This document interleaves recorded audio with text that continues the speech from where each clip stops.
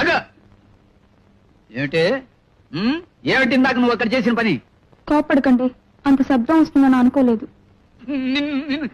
నిన్ను నిన్న జన్మలో బయటికి తీసుకెళ్తే నా చెవిలో ఏలే చంపేవే. అంత మాట అనకండి. ఈల వేయటం నాకు మాత్రం ఇష్టమన్నా?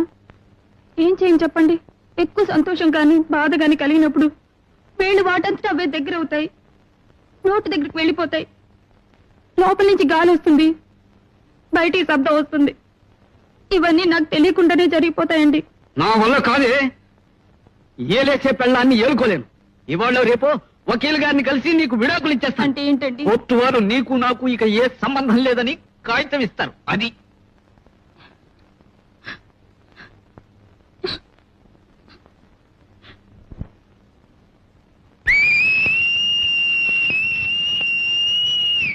క్షమించండి, ఇది బాధ ఇలా